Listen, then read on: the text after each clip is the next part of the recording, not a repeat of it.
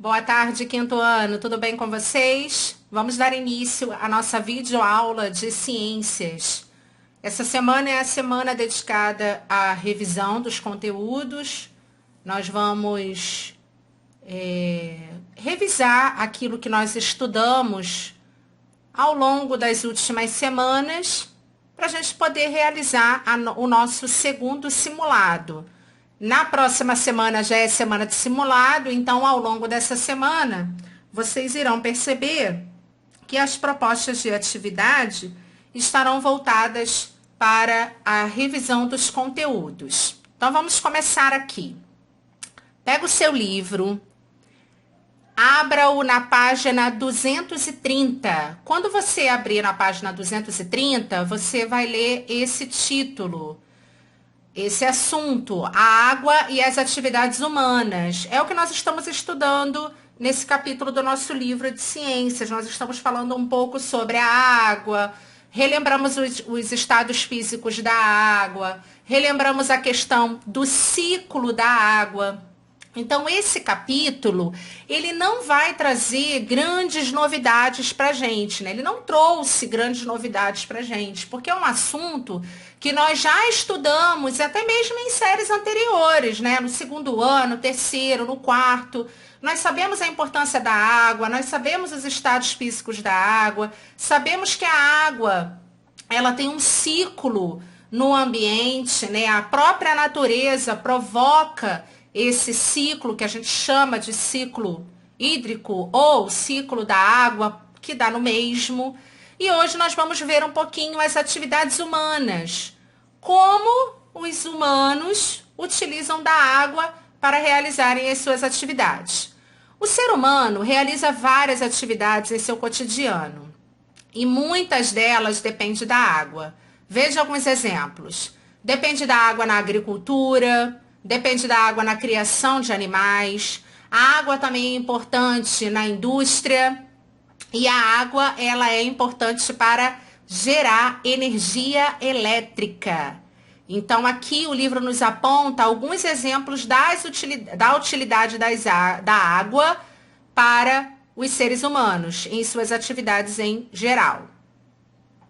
Opa, passei demais aqui, voltei. Vamos agora para a página 231 e vamos seguir.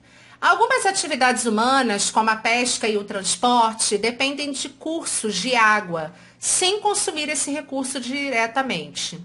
Pessoas que vivem próximas a rios e mares, por exemplo, utilizam embarcações como meio de transporte e obtêm o alimento e a renda familiar da atividade pesqueira. Então, a água, ela também é importante na atividade humana como meio de transporte, por exemplo.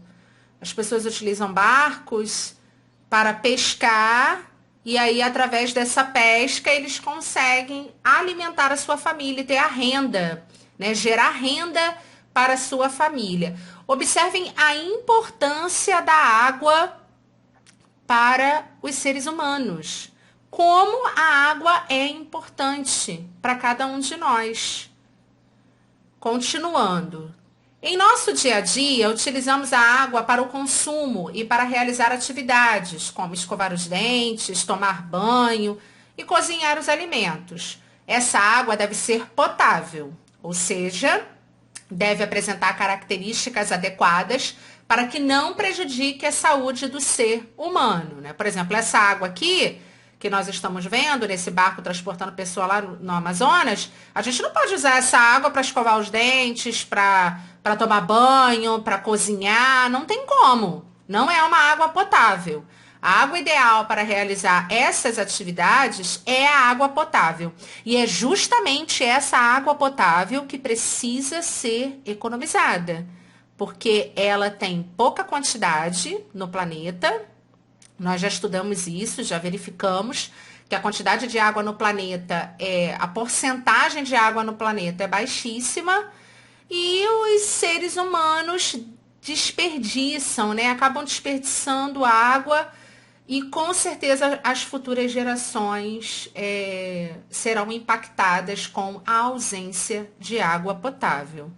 Então, é bem provável que os filhos de vocês, por exemplo, vocês crescerem, constituírem a família de vocês, casarem, tiverem filhos, é bem provável que a próxima geração, os filhos de vocês, já tenham problemas sérios com relação à água potável. Então, a gente precisa economizar hoje, preservar hoje, para manter as futuras gerações.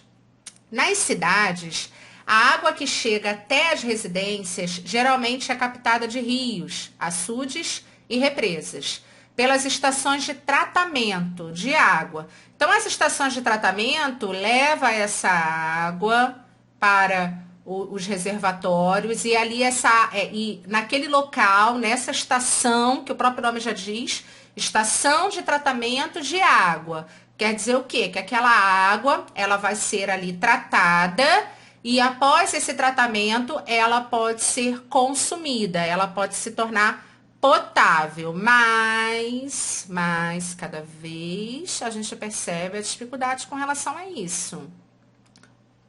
Vou dar um exemplo aqui que vocês vão lembrar. Em janeiro desse ano, janeiro de 2020, nós tivemos um problema seríssimo, uma crise hídrica, uma crise de água seríssima aqui no estado do Rio de Janeiro.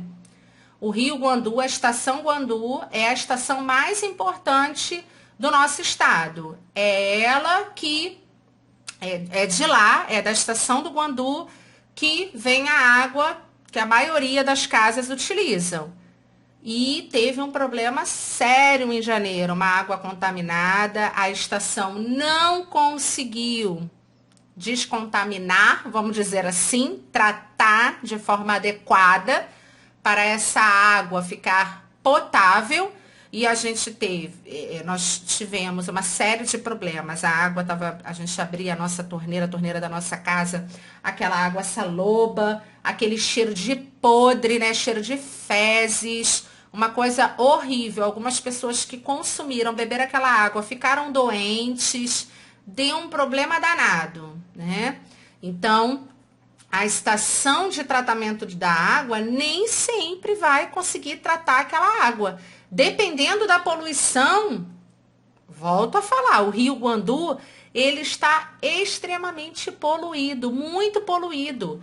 Esgoto é lançado constantemente nesse rio. Como que a estação de tratamento vai conseguir tornar essa água podre, essa água de esgoto, em água potável? É um grande desafio, né? Muito difícil. Existem locais onde a água disponível para o consumo não passa por estações de tratamento. Nesses casos, ela deve ser filtrada e fervida, que é a forma mais adequada. Bom, na página 232, nós vamos ver aqui, ó, duas manchetes. Agora leiam as manchetes a seguir. Produção de feijão é prejudicada por falta de chuva e calor forte. Próxima manchete. Falta de chuva prejudica captação de água e abastecimento em Ribeirão Bonito, São Paulo. Então, aqui nós temos duas perguntas para vocês responderem. E aqui a gente continua o nosso assunto, o nosso texto. O ciclo hidrológico influencia diversas atividades humanas. Dessa maneira, alterações que ocorrem no ciclo da água podem prejudicar essas atividades, como mostrado nas manchetes acima. A escassez de chuva, por exemplo, pode comprometer o desenvolvimento e a reprodução das plantas, bem como causar a morte de animais, reduzindo assim a produção de alimentos para a população. Isso ocorre porque tanto as plantas quanto os animais precisam de água para viver e se desenvolver. Eles também são seres humanos, assim como nós. Então, eles precisam de água. E a escassez de chuva prejudica em cheio os vegetais e os animais.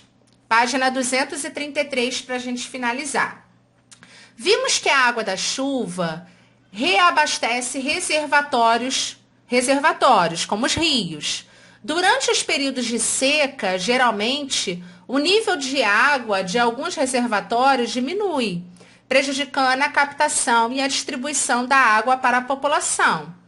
Essa situação piora quando ocorre o desperdício de água. Por isso, devemos usar esse recurso de maneira consciente. A água utilizada nas usinas hidrelétricas também é proveniente de reservatórios de água abastecidos pelas chuvas. Então, o que isso quer dizer? Quer dizer que quanto mais chove, mais uma usina hidrelétrica é capaz de captar aquela água da chuva e produzir energia. Quanto mais chove, mais as represas e os reservatórios são preenchidos.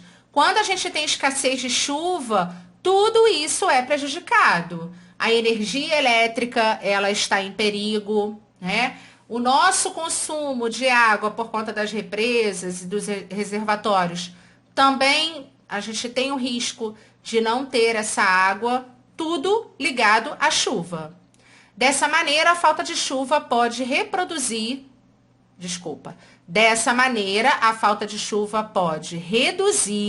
o volume de água nos reservatórios, prejudicando a geração de energia elétrica, ok?